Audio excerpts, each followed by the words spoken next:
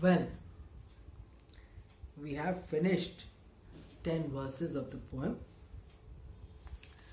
and finally, towards the end of the poem that we have done, we find that Thomas Gray is just being a philosopher and just talking about the fact that even if they are poor and simple men and they don't have very grand memorials, there's don't blame them, because whether you're poor or rich, you're going to die. And if the churches, the beautiful churches where people sing songs and hymns, if they have no memorials, don't worry, because he gives a reason in the 11th verse. Can storied urn. Now you have story, story, that is an account of something, and storied, an urn with pictures that are telling a story. So maybe the rich would keep their ashes in an urn, and the urn would be painted with stories or scenes of their life. Now these people won't have it. So he says, can storied urn or animated bust. Now a bust is a statue of a person just up to the shoulder, just below the shoulder, a few inches above the elbows. You find sometimes busts of great men just that much ahead and shoulders. So he says that can a very lively statue or can a beautiful urn back to its mansion is home, the body, call the fleeting breath. So if people can afford to put up a bust in the church or a beautiful urn recalling the life of someone, can those memorials, can they bring back the man who has died to life? Can they recall his breath that has flown away? Can honor's voice provoke the silent dust? Now once there's the martyr's body or a freedom fighter's body or the body of one of our slain soldiers lying, and we are putting a lot of wreaths and giving a lot of speeches and firing guns to honor him, can all that honor bring him back to life?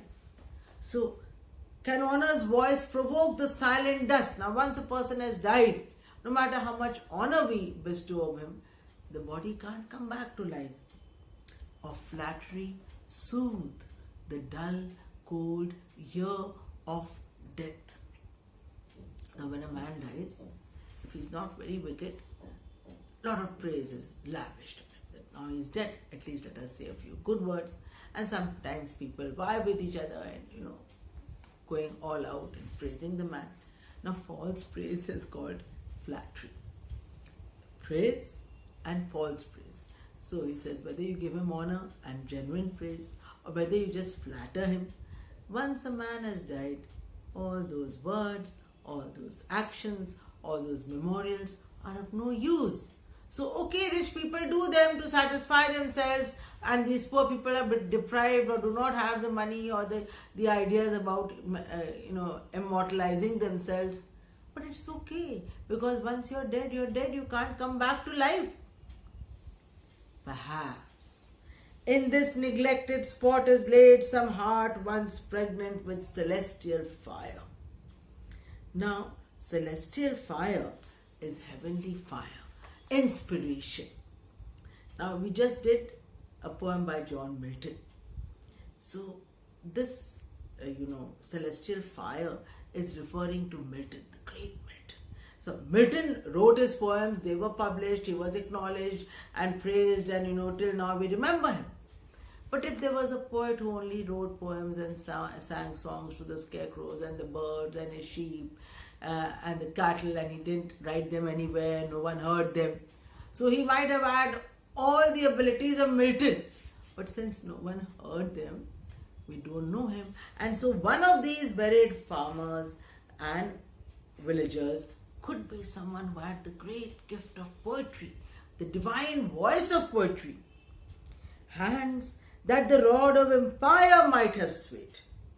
Now whether it is Lal Bahadur Shastri or our beloved Modi ji, many of our great leaders have had very humble origins. And yet destiny, time opportunity, their own efforts have brought them up to a very great place. Now he says that, there could have been a man who could have wielded the rod of empire.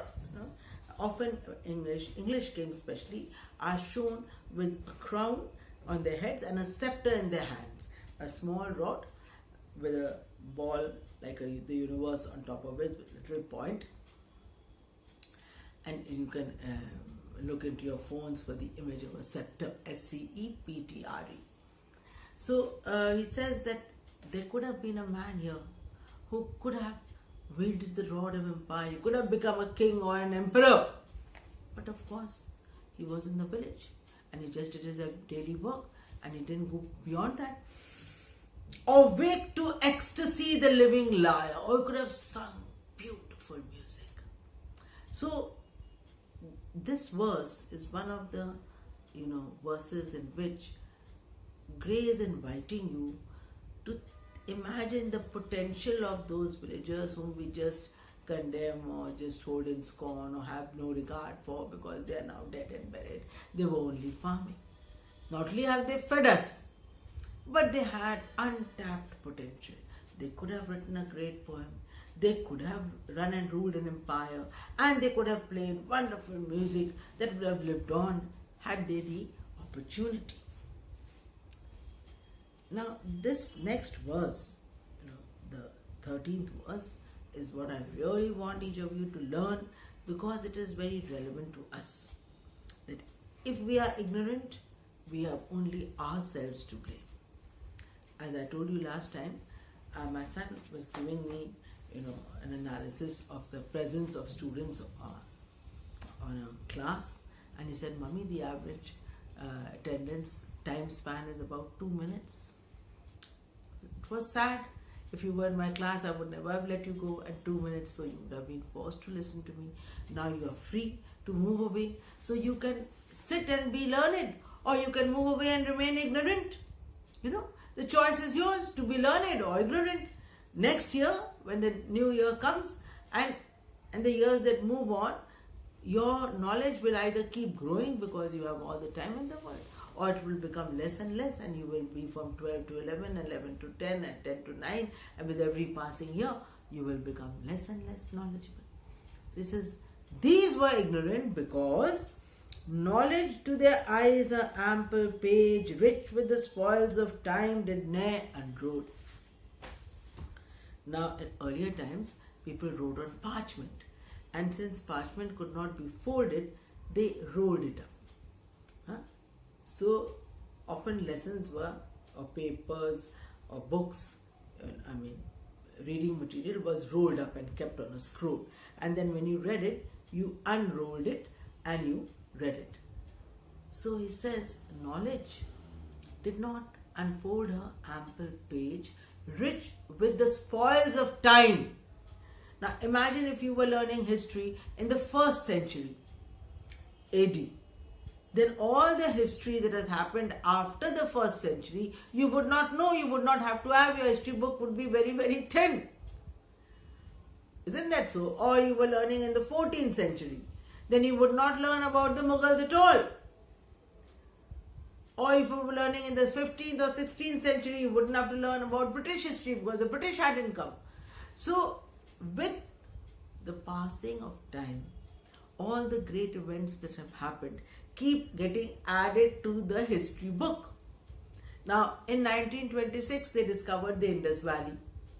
And so, the Indus Valley, since it was discovered to be more ancient even than the Aryans and the Vedic age, they put it right in front. Chapter 1 of an Indian history book is the Indus Valley.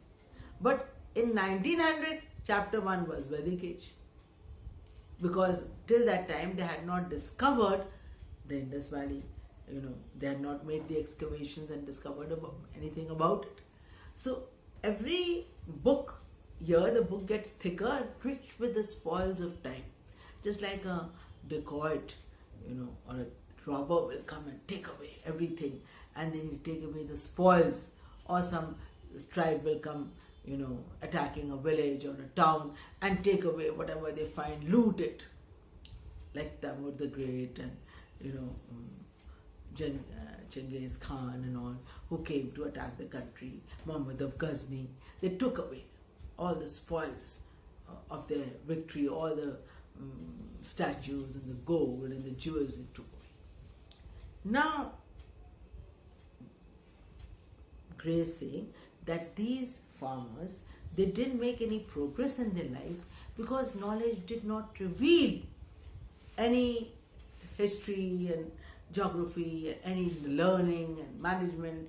She didn't reveal anything to them. She didn't open a page. Chill penury repressed their noble rage. Now you may be very angry with coronavirus, or you may be very angry with a social system where your father or mother have lost their jobs or their salaries are reduced. But what can we do? Where can we fight? With whom can we fight? If we go out, we'll also get corona. So sometimes poverty, and it may not apply to us, but there may be children who want to study, like that Akanksha who stopped the NEET, got 720 on 720, and she's only the daughter of a tea seller. She has done well. She has not let her poverty deprive her of learning, and in these media days of media attention, she was able to meet the Chief Minister, and he has promised to pay her fees. So that's a great blessing for her, that she will be financially supported by the state. I'm very happy to pay my taxes in a state like that. So, but these people, they were so poor. So even if they got angry on any issues that were just and deserved their anger and deserved their rebellion and their resistance, they did not do anything. Whom will they fight? So they bore all the injustice that was given to them, and they did not study, they were not educated, and froze the genial current of the soul. Now, if you're watching me, you definitely have a smartphone so that you can hear me.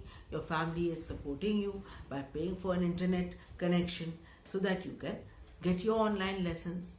But you may have friends and neighbors who do not have a smartphone and who do not have internet access, so they can't get the lecture. So though they are in BA Part 1, though they have paid their fees, though these classes are being broadcast, others cannot. Everyone cannot get them, and you all are big.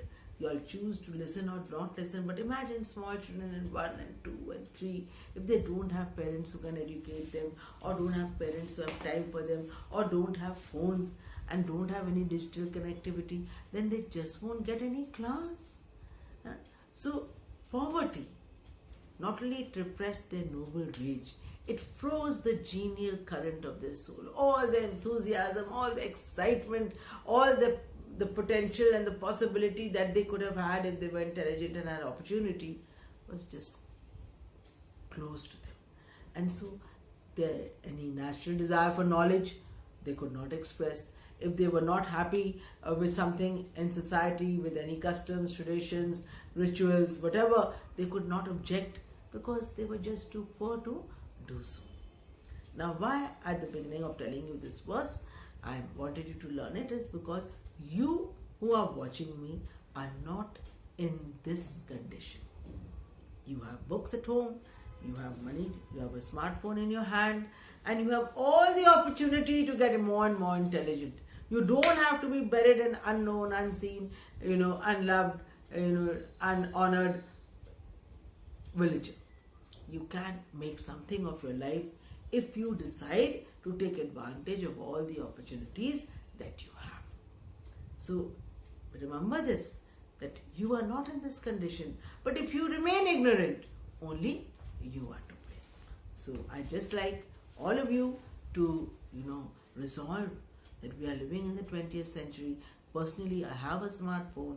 Personally, I have connectivity. There's so much I can read and learn because I'm not going to college. And if there is money in the house and I'm saving my tempo fare every day, even if I ask for 10 days of that tempo fare, that's 200 rupees a month, I can buy books, I can buy magazines, I can buy an internet connection, I can pay for more data, and I can enlighten my own self so that I may not be considered ignorant even in these corona days. full many a gem of purest race serene, the dark unfathomed caves of ocean way. But lest by any chance you still have no regard and respect for these quiet villagers who died as peaceful death, he says it happens that there are many precious stones that lie at the bottom of the ocean. Gems are precious stones. That purest ray, lovely, beautiful ones. Now, like you might hear the phrase, an uncut diamond or an unpolished diamond. So, a diamond is a big carbon crystal. Then it is the gemologist who knows, or the lapidary, the man who knows to study stones. From where will he cut it? How will he polish it? That it may reflect light and it may be a sparkling jewel. But so many jewels, beautiful jewels, flawless jewels, you find at the bottom of the ocean where we don't go, but they're still there. Full many a flower is born to blush unseen and waste its sweetness on the desert air. Now, if you have a balcony, and you have a flower inside the balcony, and only you can see that flower in the flower pot. So that flower is blooming only for you and your family, because no one else can see that flower pot and no one else can see that flower.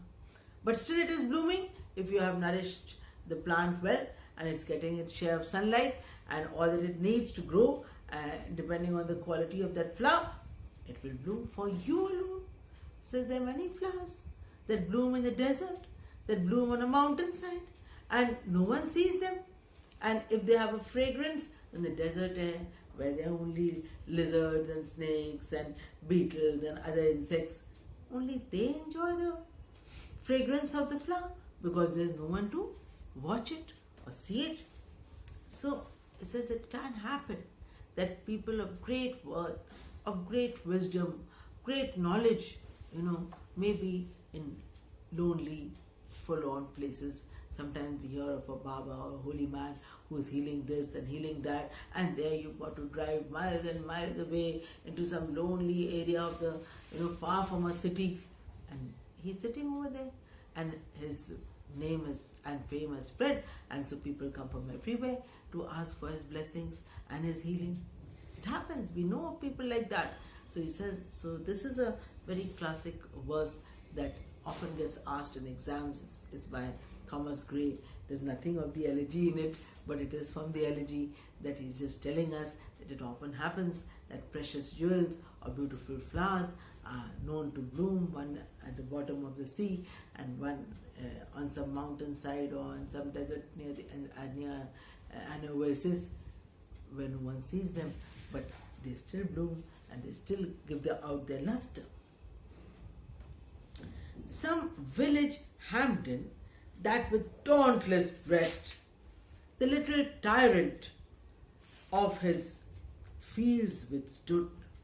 Some mute inglorious Milton here may rest, some Cromwell guilty of his country's blood. Now, Hampden was a leader of Oliver Cromwell's party, and there's also a story of a young boy who refused to, a young man who refused to pay the tax. King Charles I was, charging all those who live on the coast with the shipping tax, and then he began charging the farmers who did not need to use ships at all for the shipping tax. And so when that tax collector came round, some young boy in the village refused to pay it. So he's calling him Hampden with the thought that just as Hampden opposed the king, there was some unknown village boy who may have opposed the tax, or there might be some Milton who is dumb, who never wrote, who never won any fame.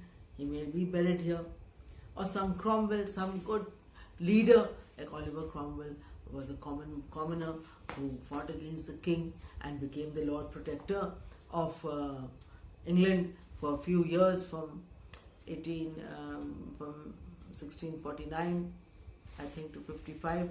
For a few years he was the Lord Protector. Maybe my dates may be wrong, but I'll check them next time.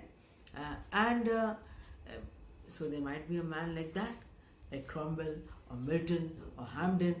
Just as he said, there may be, in an earlier verse he said this without names, that there might have been some heart pregnant with celestial fire, or hand at the rod of empire might have swayed, or wake to ecstasy the living lyre.